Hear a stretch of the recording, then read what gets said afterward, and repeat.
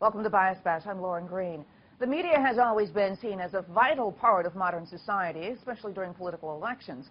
But many in the media have taken to allowing their own personal political bias influence how they cover elections. And the 2016 election season being a prime example. So, do Americans place as much trust in the media as they have in previous years? Or have they become jaded and no longer pay attention to what many journalists have to say?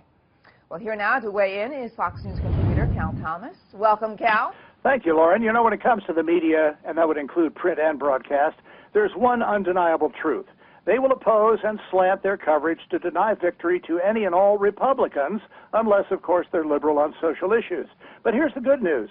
Increasing numbers of people are no longer paying attention. That's because of the media's unfair and unbalanced coverage of Donald Trump. I give you two pieces of evidence from this Sunday's Washington Post. In the 1980s, Trump used a labor consultant linked to the FBI and the mob. That was front page.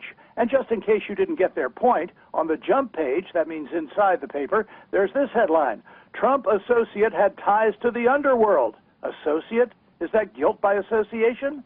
And then a Washington Post column by Dan Balls was titled, Despite Statement, Birther Issue Will Haunt Trump. There are the same types of headlines and stories in the New York Times, which lazy broadcast journalists use as scripts for their evening programs.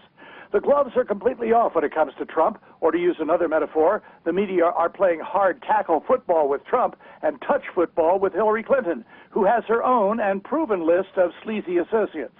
Then there's this in the Washington Post. Polling indicates a Trump surge in swing states. How's that? Despite the media pounding, Trump is closing the gap with Clinton and has even taken the lead in swing states and, most importantly, is close to tying her in the critical Electoral College. So what does this tell us?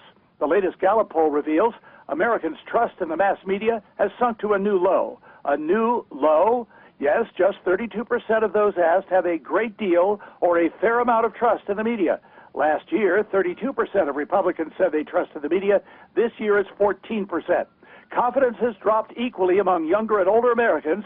Democrats' trust in the media remains fairly high, and no wonder, since their views are mostly represented by their fellow Democrats in the media. Bottom line, most Americans no longer believe what the major media tell them. That's too bad, because as the founders understood, a free and healthy press is vital to our democracy. When the media suffer a loss in credibility, it comes with a potential threat to our freedoms. Lauren? Hey, Cal, I've got more of an existential kind of question to you, because I've got to believe that, the rise of the internet, blogging, and easy access to sites that just tout only what confirms, your own beliefs, has that contributed to the media's other, like slantedness, in other words? Well, I think it's a two-sided coin, Lauren. As you well know, before talk radio, before Fox News Channel and cable news in general, there were only 3 broadcast networks and only 2 with real power, NBC and CBS, and there were the major newspapers, and that's where people got their news, and editors decided what they ought to know.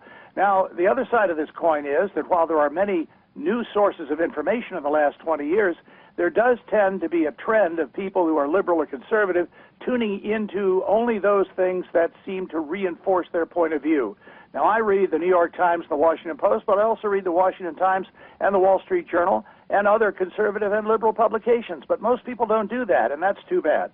Very interesting stuff. All right, thank you so much, Cal. Thank you, Lauren.